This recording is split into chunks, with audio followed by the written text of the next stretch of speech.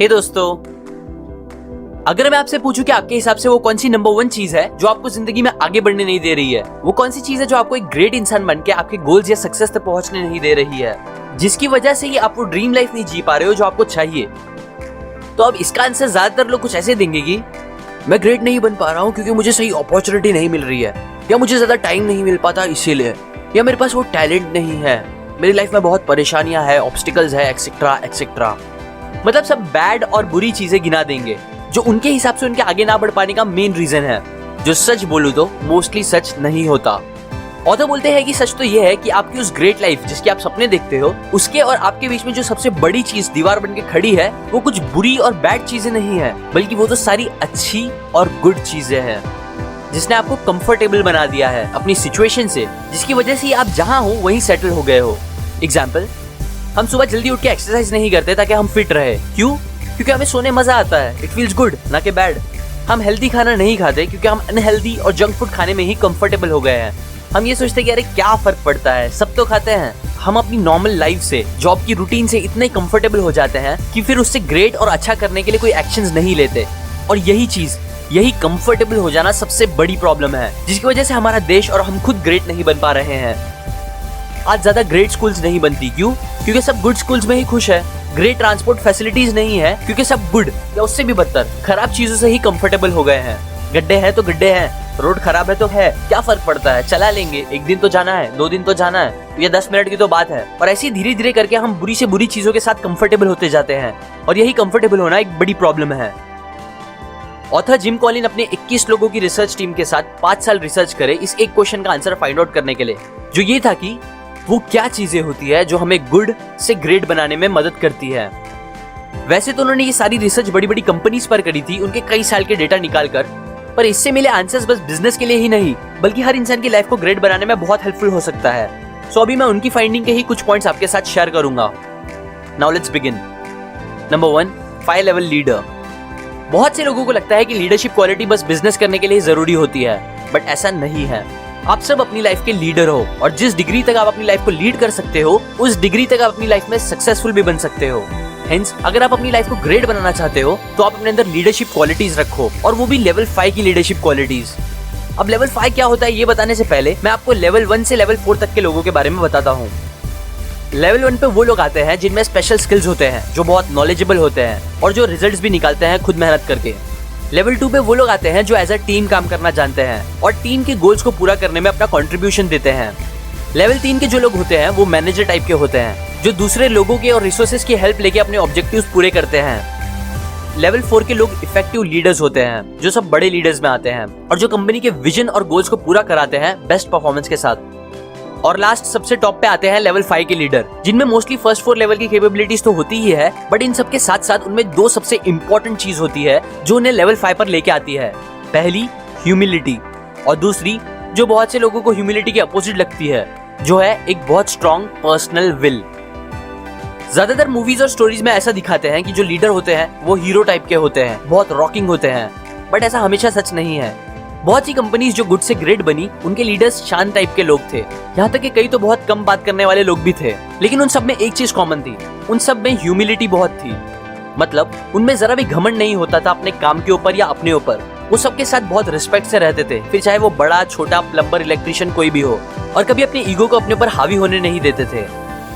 वो फेलियर की रिस्पॉन्सिबिलिटीज खुद पर लेते थे, ना कि किसी और को ब्लेम करते थे फेलियर के लिए, जबकि जीतने का क्रेडिट वो अपनी टीम को देते थे। वो न्यू चीजों को सीखने के लिए हमेशा रेडी रहते थे और कभी भी ये नहीं सोचते थे कि उन्हें सब पता है। ऐसी टाइप की ह्यूमिलिटी उनके अंदर होती थी। और दूसरी चीज, वो बहुत स्ट्रॉन्ग पर्सनल विल वाले होते थे, मतलब वो बहुत डिटरमाइंड होते थे अपने गोल्स तक पहुंचने के लिए। ह्यूमिलिटी की वजह से वो लोगों को दिखने में बहुत वीक लगते हैं, बट ऐसा सच नहीं है। वो बहुत गट्सी हिम्मत वाले लोग होते हैं जो अपने गोल्स को पूरा करने के लिए मुश्किल से मुश्किल काम और डिसीजन लेने के लिए तैयार रहते हैं। और यही 2 अपोजिट लेकिन इंपॉर्टेंट क्वालिटीज का कॉम्बिनेशन ग्रेट बनने के लिए आपके अंदर भी होना चाहिए। Number 2, first who then what. Author बोलते हैं कि जो लोग ग्रेट होते हैं, उन्हें अगर आप एक बस दोगे चलाने के लिए जिसमें उन्हें कुछ लोगों को लेकर कहीं जाना होगा, तो ये चीज करने के लिए वो पहले ये नहीं करेंगे कि जाना कहाँ है ये डिसाइड करेंगे और फिर उसके बाद जो भी बस में चढ़ जाए उसे लेकर अपनी डेस्टिनेशन पर निकल जाएंगे। नहीं, बिल्कुल नहीं। बल्कि जो ग्रेट लोग होते हैं वो अपनी बस में पहले सही लोगों को और अच्छे लोगों को बैठाएंगे, उन्हें उनकी सही सीट पर बैठाएंगे। कोई बुरे लोग हैं बस में तो उसे निकलवाएंगे और फिर सारे सही लोगों को सही जगह पर बैठा के डिसाइड करेंगे कि अब वो एक दूसरे की हेल्प लेके कहाँ जा सकते हैं। नाउ यहाँ इस एग्जाम्पल से ऑथर हमें समझा रहे हैं कि सही लोग कितने इंपॉर्टेंट होते हैं हमारी लाइफ या बिजनेस में सक्सेसफुल बनने के लिए। क्योंकि सच तो यही है कि आपका गोल या आइडिया कितना भी सही या अच्छा क्यों ना हो, अगर आपको गलत लोग मिल जाएंगे तो वो आपके सक्सेसफुल बनने के चांस को बहुत कम कर सकते हैं। इसीलिए सही लोगों पे ध्यान दो, उनके साथ ही आगे बढ़ो और गलत लोगों को निकाल दो अपनी जिंदगी के बस से, अगर आपको बिजनेस या अपनी लाइफ में स्मूथली आगे बढ़ना है तो। Number 3, confront brutal facts but have faith. Peter थियल ने अपनी बुक 0 to 1 में ऐसे ही एक कॉन्सेप्ट समझाया है जो है डेफिनेट ऑप्टिमिज्म का। आपको पता ही होगा कि ऑप्टिमिस्ट उन्हें बोलते हैं जो चीजों को पॉजिटिवली देखते हैं, जबकि पेसिमिस्ट लोग हर चीजों को नेगेटिवली देखते हैं। इसका सबसे कॉमन एग्जांपल ग्लास और पानी का आपने सुना ही होगा। अगर आपको आधा ग्लास पानी भरा हुआ दिखता है हमेशा तो आप ऑप्टिमिस्ट हो, लेकिन अगर आप ग्लास को देखकर ये सोचते हो कि बस आधा ग्लास पानी ही है तो आप पेसिमिस्ट हो। अब पीटर थियल ने इससे एक स्टेप आगे जाके बताया है कि ऑप्टिमिस्ट और पेसिमिस्ट इन दोनों के भी 2 टाइप्स होते हैं, एक इंडेफिनिट पेसिमिस्ट और दूसरा डेफिनिट पेसिमिस्ट, और एक इंडेफिनिट ऑप्टिमिस्ट और दूसरा डेफिनिट ऑप्टिमिस्ट। ये सब क्या होते हैं मैं एग्जांपल देके समझाऊंगा। अगर आप बोलते हो कि हमारे देश का कभी कुछ नहीं हो सकता और हम हमेशा पीछे ही रहेंगे, तो आप एक इंडेफिनिट पेसिमिस्ट हो। और अगर आप बोलते हो हमारे देश में कभी भी कम्युनिज्म और करप्शन खत्म नहीं होगा और इसीलिए ही हम कभी आगे भी नहीं बढ़ पाएंगे, तो आप एक डेफिनिट पेसिमिस्ट हो। मतलब अगर आप नेगेटिव हो बिना फैक्ट और रीजन जाने तो आप एक इंडेफिनिट पेसिमिस्ट हो, लेकिन अगर आप सच्चाई और फैक्ट को ध्यान में रखते हुए नेगेटिव हो रहे हो तो आप एक डेफिनिट पेसिमिस्ट हो। ये दोनों थी पेसिमिस्ट की बात। अब अगर आप बोलते हो कि नहीं मेरा देश पक्का 1-2 साल में ही डेवलप हो जाएगा और हम दुनिया में सबसे ऊपर आ जाएंगे, तो आप एक इंडेफिनिट ऑप्टिमिस्ट हो, क्योंकि आप बिना फैक्ट्स और सच को समझे ही पॉजिटिव बात कर रहे हो। जबकि अगर आप ये बोलते हो कि हमारा देश डेवलप होगा पक्का, बस हमें अपने इग्नोरेंस को, कम्युनिज्म को, करप्शन को खत्म करना होगा, जो हम करेंगे भी, तो अब आप एक डेफिनेट ऑप्टिमिस्ट हो, क्योंकि अब आप लॉजिकल फैक्ट्स और सच्चाई को समझते हुए पॉजिटिव बात कर रहे हो और उसके लिए कुछ करने का सोच भी रहे हो। और ऐसे ही डेफिनेट ऑप्टिमिस्ट हम सबको होना चाहिए। नाउ इसी तरह इस बुक के ऑथर भी हमें बोल रहे हैं कि हमेशा फैक्ट्स और सच्चाई को भूलो मत, बल्कि रियलिस्टिक रहो, प्रॉब्लम्स को समझो, लेकिन उसके साथ साथ यकीन भी रखो कि हाँ ये प्रॉब्लम्स है, लेकिन हम इन प्रॉब्लम्स को सॉल्व भी करेंगे पॉजिटिव रहकर। और बस ऐसे ही हम फैक्ट्स और यकीन को साथ रखकर ही गुड से ग्रेट बन सकते हैं।